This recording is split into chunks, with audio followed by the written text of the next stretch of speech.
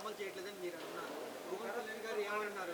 ఆ? పవన్ కళ్యాణ్ గారు ఏం చేస్తున్నారు? పవన్ కళ్యాణ్ గారి మాట ఈ పూట అన్న సాయంత్రం కూడా సాయంత్రం రేపు ఉంటుంది. ఉన్నారు వాళ్ళిద్దరు. ఇప్పుడు వాళ్ళిద్దరు కలిసి ఇదివరకు అక్కడ ఉన్న ఒక చోట ఉండేవాళ్ళు ఉన్నారు. ఇప్పుడు లేడు కదా.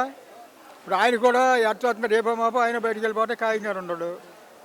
అసలు ఇప్పుడు ముఖ్యమంత్రికి అది విమానం కానీ హెలికాప్టర్ కానీ ప్రత్యేకంగా ఇవ్వడం అని గవర్నమెంట్లో ఉంది. ఈ ముగ్గురు మూడు హెలికాప్టర్లు విమానాలు ఏంటంటే స్పెషల్ ఉందా ఎక్కడన్నా ఎప్పుడన్నా ఎక్కడన్నా కాదు కాదు, జగనే ఎక్కువ ఖర్చు పెట్టేశాడు విలాసాలకు. చూసుకుంటే ఇదివరకు 14 లక్షల కోట్లు అప్పన్నారు. మొత్తం 3,20,000 కోట్లు లేదు జగన్ గారు దిగిపోయేది అప్పటికి. ఈయన ఇప్పటికే సంవత్సరం రావలేదు 33 లక్షల కోట్లకి అప్పుకెళ్ళిపోయింది. చెప్తాకే ఉంది మోసం చేయడానికి జనాన్ని. నిన్ను మోసం అండి ఎనేవాడు ఉంటే మోసం చేస్తానంటాం. మీ విలాసాలకు ఏం చేయట్లేదు, విదేశాలు ఏమంటే విలాసాలు ఏంటి ఆయన ఇప్పుడు ఆయన సొంతంగా హైదరాబాద్ వెళ్తున్నాడు, ఎక్కడికి వెళ్తున్నాడు, ఆయన సొంత డబ్బులు వెళ్తున్నాడు. ఇండియం కాదు కదా. అధికారులు ఉన్నప్పుడు ఎవరికైనా ముఖ్యమంత్రిగా హోదా ఉంది కదా తిరగడానికి. ఈయన సొంతంగా వెళ్తున్నాడు. దాని గురించి వీళ్ళకి బాధే ఉంది.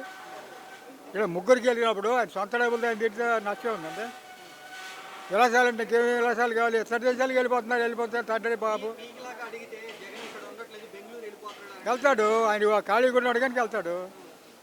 ఇప్పుడు ఆయన ఆంధ్రప్రదేశ్ ఎక్కడ రావాలని జనం కూడా ఎగబడిపోతున్నాడు. పబ్లిక్లో మీటింగ్ మేము జనాన్ని పోలీసులు బందోబస్తు అంటున్నారు వీళ్ళు. మరి ఆయన వెళ్ళిపోవాలిగా. ఆయనకి వ్యాపారాలు ఉన్నాయి అక్కడ చూసుకుంటున్నాడు. వెళ్ళొద్దా? త్వరలో మరి వీళ్ళు ఏం చేస్తారు ముగ్గురు కలిసి?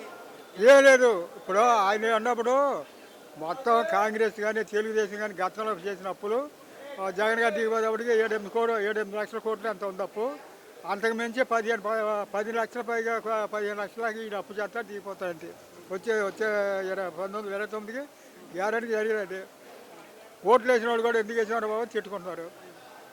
నెక్స్ట్ మళ్ళీ కలిసి ఉంటే కూటమి కాల్సి ఉండదు కదండి. అంతా ఈవీఎంలు ఈ అబద్ధ వాగ్దానాలు ఈ మోసాలతో వచ్చాడంతే. ఏమంటే 6 గంటల నుంచి రాత్రి 1 గంట వరకు ఎప్పుడన్నా నాకు తెలిసి 1959 ఓటు వచ్చింది. 6 గంటలు 7 గంటలు గంట చేపిస్తారు. ఏది ఎక్స్చేంజ్గా ఉన్నవాడికి. రాత్రి 12-1 గంటల వరకు ఓటింగ్ అవకాశం ఇస్తారా? లేదు. రెండోది ఈయన వాగ్దానంలో నేను అధికారంలోకి వస్తే మార్చి నెల ఎన్నికలు కూడా ఉంది కదా. మార్చి నెల, ఏప్రిల్, మే నెల, జూన్ నెల కలిపిస్తారు 3 నెలలని. అసలు ఆ వాగ్దానం చేయొచ్చా? అసలు ఎన్నికల కమిషన్ అన్న వాడికి బుద్ధి జ్ఞానం ఉంటుంది. ఒప్పుకుంటాడు అది. ఇప్పుడు మోడీ గారు ఒకళ్ళకి 10 లక్షల కర్ణాటకలో వేసాడంటే ఎమర్స్ వచ్చేసింది. మరి ఇక్కడ ఎందుకు రావట్లా? మేనేజ్ చేసుకుంటారు. అంత మోసం చేయడం. ఆ మోసాలన్నీ మాకు తెలుసండి. అది మోసపోయాడు మోసపోతూ ఉంటారు. కొత్త కోట వచ్చిన వాళ్ళంతా ఆడకోట తెలుసుందే ఇది అవుతుంది.